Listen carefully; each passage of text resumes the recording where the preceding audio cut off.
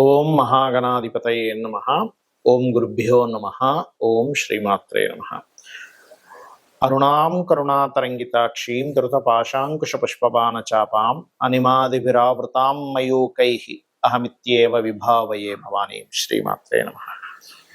ప్రేక్షకులకి ఆ లలితాంబిక అమ్మవారి యొక్క అనుగ్రహం పరిపూర్ణంగా కలగాలని మనస్ఫూర్తిగా కోరుకుంటూ మనం ఈరోజు ప్రాపర్టీ విషయం, అంటే ఒక జాతకుడు తను స్వయంగా సంపాదించుకునే ప్రాపర్టీ యోగం ఎలా ఉంది, అసలు ఏ గ్రహాలు బలపడాలి స్వయంగా సంపాదించుకోవాలంటే. ఇక రెండవది ఏంటంటే తండ్రి ద్వారా వస్తుంది ఒక్కోసారి, అంటే తండ్రి యొక్క ఆస్తి జీవుడికి వస్తే మంచిదా, అసలు తీసుకుంటే మంచిదా కాదా, అసలు వస్తుందా లేదా అనేటువంటిది. కొన్నిసార్లు తాతగారిది, మరి కొన్నిసార్లు తల్లి యొక్క తండ్రిది లేదా తండ్రి యొక్క తండ్రిది తాత విషయంలో చూసుకుంటే. అదేవిధంగా ఒక్కోసారి అన్నయ్య నుంచి కానీ అలా కూడా వస్తూ ఉంటాయి. కొంతమందికి ఇద్దరు కలిసి ఏదైనా వ్యాపారం చేశారు, అప్పుడు అతను వ్యాపార లాభాలు వచ్చాయని ఇంకోటి ఏదైనా కారణాలు కొంతమంది ఇష్టంతో ఇస్తూ ఉంటారు. అలాగా సిబ్లింగ్ యొక్క ప్రాపర్టీ వచ్చే యోగం ఉందా లేదా అనేటువంటిది కూడా ఉంటుంది మన జన్మజాతకంలో.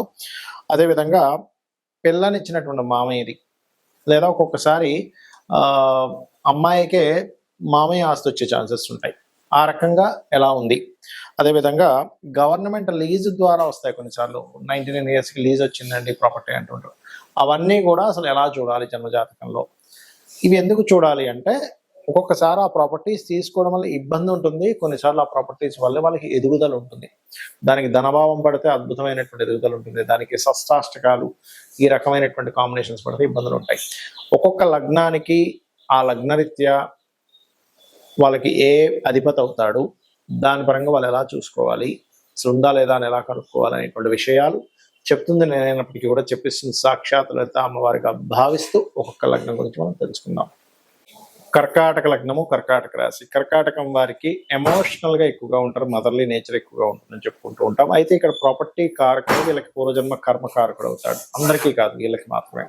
అంటే శుక్రుడు బాగున్నాడు, అలాగే యోగకారకుడని కుజుడు బాగున్నాడు మీ జన్మ జాతకంలో, ఎగ్జాల్ట్ పొజిషన్లో ఉన్నాడంటే వీళ్ళు చాలా త్వరగా సెటిల్ అవుతారండి. అయితే మీ అంతటా మీరుగా ఓన్గా ప్రాపర్టీ కొనుక్కోవాలంటే ఇక్కడ ఏంటి, మనం 3-4 కనెక్టివిటీ అన్నాం. ఇప్పుడు థర్డ్ లార్డ్ అంటే థర్డ్ హౌస్ అనేది కర్కాటకానికి 4వ అధిపతి 3లో ఉంటే అది సొంతంగా కొనుక్కోవాలి. కానీ అక్కడ నీచ స్థానం కదా, అలాంటప్పుడు నీచ భంగ రాజయోగం జరిగిందా లేదా, ఇది చాలా ఇంపార్టెంట్. అక్కడ ఓన్గా సంపాదించుకునేటప్పుడు. లేదండి 3లో లేడు, కాకపోతే 3వ అధిపతితో కలిసినాడు వేరే వేరే ప్లేసెస్లో, అప్పుడు ఆ యొక్క మహాదశ అంతర్దశలో ఖచ్చితంగా కొనుక్కుంటారు. ఈ 3వ కనెక్టివిటీ వచ్చినప్పుడు ఒక్కొక్కసారి అన్నదమ్ముల సహకారంతో, లేదా 6వ స్థానం కనుక బాగుంటే ఇది మేనమామ లేకపోతే మనకి సిబ్లింగ్స్ వల్ల కూడా ప్రాపర్టీస్ వస్తాయన్నమాట. అంటే ఏమిటి, ఇక్కడ గురువు బాగుండాలి ముఖ్యంగా మీకు కర్కాటకం వారికి చూసుకున్నట్లయితే. అయితే ఇక్కడ సర్వసాధారణంగా మనం వీళ్ళ పూర్వజన్మ కర్మ కూడా శుక్రుడు బాగున్నాడు, త్వరగా ఎర్లీ ఏజ్లో వీళ్ళు గృహం కట్టుకున్నారని తిరుగులేదండి. వీళ్ళకి ఎటువంటి ఇబ్బంది పెద్దగా ఏదైనా వచ్చినా సరే లైఫ్లో చిన్న చిన్న ఇబ్బందులు వస్తాయి. రైట్. మరి ఇక్కడ తండ్రి ఆస్తికి ఎవరు కారకుడు కర్కాటక లగ్నానికి అని చూసుకుంటే బుధగ్రహం ప్రధాన పాత్ర పోషిస్తుంది.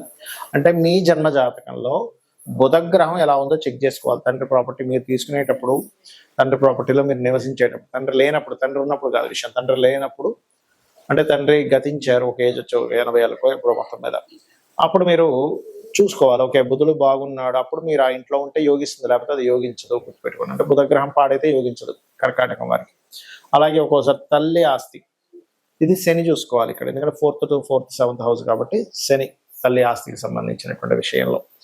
ఆ రకంగా జీవిత భాగస్వామికి సంబంధించినటువంటి ప్రాపర్టీ అనేది మళ్ళీ అగైన్ గురువుని చూసుకోవాలి. ఈ రకంగా మీకు ఏ ప్రాపర్టీ వల్ల మీకు కలిసి వస్తుంది. ఒక్కోసారి అంటే జాతకంలో వీళ్ళ ప్రాపర్టీ వీళ్ళ పేరు మీద షిఫ్ట్ అయినప్పుడు బాగుంటుందా బాగోదా అనేది ఆ భావాధిపతి ఎలా ఉన్నాడు అనేటువంటి చెక్ చేసుకోవాలి. ఏ భావాధిపతి అయితే పాడాడో ఒక్కోసారి ఏమవుతుందంటే మనం అక్కడే ఉండవలసిన పరిస్థితి వస్తుంది. తండ్రి ఇంట్లోనో తల్లి ఇంట్లోనో, అంటే తల్లి ఇచ్చిన ప్రాపర్టీ ఇళ్లలోనో, మామయ్య ఇచ్చిన ప్రాపర్టీ ఇళ్లలోనో, అప్పుడు మనం ఆ భావాధిపతి పాడైతే దానికి సంబంధించిన దానం ఇవ్వడం ద్వారా మీకు బాగుంటుంది. ఈ ప్రాపర్టీ విషయంలో సొంతంగా కొనుక్కోవడం ఒక ఎత్తు, మీ బంధువర్గం నుంచి రావడం అంటే తాత తండ్రి మామయ్య అన్నదమ్ములు గవర్నమెంట్ నుంచి రావడం ఒక ఎత్తు. అయితే ఎప్పుడు కొనుక్కోవాలి, ఇది చాలా ముఖ్యమైనటువంటి విషయం. ఎప్పుడైనా ఏదైనా ప్రాపర్టీ కొనుక్కోవాలన్నప్పుడు ఎప్పుడు కొనుక్కోవాలి అంటే, మీ జన్మ జాతకంలో సొంతంగా కొనుక్కునేటప్పుడు 4వ స్థానం గుర్తుపెట్టుకోండి. 4వ స్థానము లేదా కుజుడు భూములు కొనుక్కోవాలన్నప్పుడు కుజుడు దగ్గర కానీ బుధుడు దగ్గర కానీ గుడ్ ట్రాన్సిట్ ఉండాలి. చాలా మంది ఏమంటే మేము కొనుక్కున్నామండి కానీ చాలా ఇబ్బందులు పడ్డామంటారు. ఎందుకు కారణం ఏంటంటే 4వ స్థానానికి ఎక్కడా సరైన కనెక్టివిటీ లేదు. ఇది కేవలం మీరు కొనుక్కోవడానికి. మరి మీ తండ్రి నుంచి వస్తుంది. 12వ స్థానానికి సరైన గోచారం లేదా మహాదశలు బాగుండాలి. లేదా తాతగారు ఆస్తి తీసుకుంటున్నారు, అప్పుడేమిటి అష్టమ స్థానం బాగుండాలి. ఆ టైంలో మీరు కొనుక్కునేటప్పుడు గోచారం బాగుండాలి. చాలా మంది తాతగారు ఆస్తి తీసుకున్నామండి అమ్మేశామండి అంటారు, తండ్రి గారు ఆస్తి ఇచ్చారు కానీ అమ్మేశామంటారు. కారణం ఏమిటి అంటే ఆ యొక్క ప్రాపర్టీని ఇచ్చేటువంటి గ్రహాల యొక్క స్థితి గతులు సరిగ్గా లేవు అనేటువంటిది మనం అర్థం చేసుకోవాలి. ఇక అప్పుడు గోచారం బాగుంది, ఖచ్చితంగా తీసుకోవచ్చు. అయితే ఇందులో మీకు గనక తాతగారు ఆస్తి కానీ తండ్రి గారు ఆస్తికి కానీ వచ్చిన తర్వాత ఇబ్బందులు ఉన్నాయన్నప్పుడు ఖచ్చితంగా మీరు ఆ ప్రాపర్టీని యాజ్ ఇట్ ఈస్గా అమ్మేసి ఇంకో ప్రాపర్టీ కొనుక్కోండి. యాజ్ ఇట్ ఈస్గా వాళ్ళు సంపాదించినటువంటి ఆ ప్రాపర్టీ ప్లేస్లో యాజ్ ఇట్ ఈస్గా మీరు ఉండకూడదు. లేదా రెంట్కి ఇచ్చేసి ఇప్పట్లో అమ్మలేమన్నప్పుడు దాన్ని రెంట్కి ఇచ్చేసి ఇంకో దగ్గర ఉండడం అయినా మంచిది. ఇక అదేవిధంగా బాగోపోతే అమ్మేయాలని చెప్పాను. మరొక విషయం ఏంటంటే ఇక్కడ మరి ఎప్పుడు కొనకూడదు అంటే కేతు సంబంధం లేదా పాపగ్రహం గనక ఇంతకుముందు నేను చెప్పినటువంటి భావములు అంటే ఏ కాంబినేషన్స్ వల్ల ఎవరి నుంచి ప్రాపర్టీ వస్తుంది లేదా సొంతంగా కొనుక్కుంటారని చెప్పని అక్కడ గనక పాపగ్రహ సంబంధాలున్నా, ముఖ్యంగా కేతు సంబంధం కనుక వస్తే ఆ టైంలో మీరు కొనడం కానీ ఇంకా, ఎందుకంటే ఆ టైంలో అమ్మే టైం నడుస్తుంటుంది. మీకు కొంతమంది ఈ ప్రాపర్టీ అమ్ముదాం అనుకుంటారు, కేతు సంబంధం వచ్చినప్పుడు ఖచ్చితంగా అమ్మేస్తారు. కేతుతో పాటు గురు సంబంధం కూడా వస్తే మంచి రేటుకి అమ్ముతారు. ఇట్లా ఉంటుందన్నమాట. అలాగే సిమ్టమ్స్ ఏమిటి మీరు అనిపించవచ్చు, ఏమంటే నాకు ఈ ప్రాపర్టీ పనికి వస్తుందని నాకు ఎట్లా అర్థం అవ్వాలి?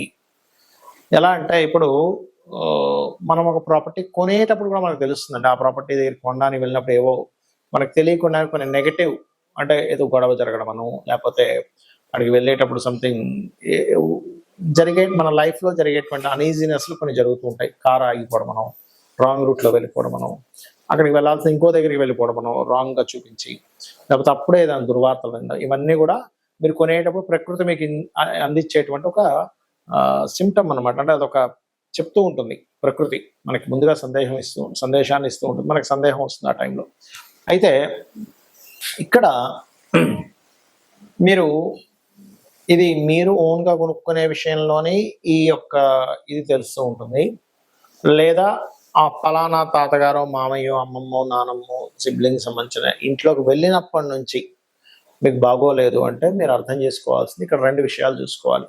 ఒకటి, మీకు మహాదశ అంతర్దశలు ఏమైనా ఇబ్బందినిచ్చేటువంటిది ఉందా, అది ముందుగా చెక్ చేసుకోవాలి మీరు. ఇక రెండవ విషయం ఏంటంటే ఆ ఇంట్లో వాస్తుదోషం ఉండడం వల్ల వచ్చిందా. ఒక్కొక్కసారి మీకు అది కలిసి వచ్చే మీకు తండ్రి వల్ల తాత వల్ల యోగం ఉన్నప్పటికీ వాస్తు దోషం వల్ల మీకు మహాదశ అంతర్దశల్లో బాగోపోవడం వల్ల వస్తుంది. అంతేగాని ప్రతిసారి తండ్రి ప్రాపర్టీ తాత ప్రాపర్టీ కలిసి రాకపోవడం ఉండదు. అవి చెక్ చేసుకుని అవి కూడా బాగున్నా సరే బాగోలేదంటే మీకు ఎక్కడో ఇబ్బంది ఉందని అర్థం. కొంతమందికి జాతకాలు ఉండవు, జాతకాలు లేనప్పుడు వీలైనంత మటుకు అక్కడికి వెళ్ళినప్పటి నుంచి ఇబ్బంది వస్తుంది అన్నప్పుడు దాన్ని రెంట్కి ఇచ్చి ఇంకో దగ్గరికి వెళ్ళడం మంచిది, లేదా అమ్మేసి ఇంకోటి కొనుక్కోవడం మంచిది. ఇక ప్రాపర్టీ పరంగా ఇలా ఉందండి, మేము ఏం చేయాలి? ఇప్పుడు సొంతంగా ప్రాపర్టీ కొనుక్కోవాలన్నా లేకపోతే ఎవరైనా సరే ఏదైనా ప్రాపర్టీ పొందాలన్నా ముఖ్యంగా గురు కుజ గ్రహాల దగ్గర దీపారాధన చేస్తూ ఉంటే తొందరగా ప్రాపర్టీ యోగం వస్తుంది ఒకటి. రెండవది, మణిద్వీప వర్ణన ఖచ్చితంగా ప్రాపర్టీ యోగాన్ని, ఏదైనా గృహం కొనుక్కోవాలనే యోగాన్ని కలిగిస్తుంది. సరే, ఇవి ఓకే. ఒక ప్రాపర్టీ కొన్నాము, అది కబ్జాలోకి వెళ్ళిపోయింది, లేకపోతే లిటిగేషన్స్ ఏర్పడ్డాయి, గొడవలు నడుస్తున్నాయి, ధర్మబద్ధంగా మీరున్నారు, అయినా సరే ఆ యొక్క ఆస్తికి సంబంధించింది మీకు ఎంతో పోరాడుతున్నారు, రావట్లేదు. అలాంటప్పుడు వారాహి అమ్మవారి యొక్క అష్టోత్తరము, వరాహస్వామిని పూజించడము, ఇవి చేయాలి. మీకు ఈ రకంగా కనుక మీరు చేసినట్లయితే మీకు ఖచ్చితంగా రావాల్సిన ప్రాపర్టీ రావడము, అదేవిధంగా ప్రాపర్టీలో ఏదైనా ఇబ్బందులు ఉన్నా సరే తొలగిపోవడం అనేటువంటిది జరుగుతుంది. కాకపోతే ఇది ఎన్ని రోజులు చేయాలి అంటే మీకు ప్రాపర్టీ క్లియర్ అయ్యే వరకు ఈ అష్టోత్తరాలు చదువుకోవడం చేయండి. కొనుక్కోవాలన్నా కూడా, ఏదైనా ప్రాపర్టీ కొనుక్కోవాలన్నా కూడా ఇందాక నేను చెప్పినట్టుగా గురు కుజ గ్రహాల దగ్గర దీపారాధన రెగ్యులర్గా చేయండి. మంగళవారము గురువారం ఇలా చేసినట్లయితే ఖచ్చితంగా మీకు రావాల్సిన ప్రాపర్టీ వస్తుంది. శ్రీమాత్రే నమః.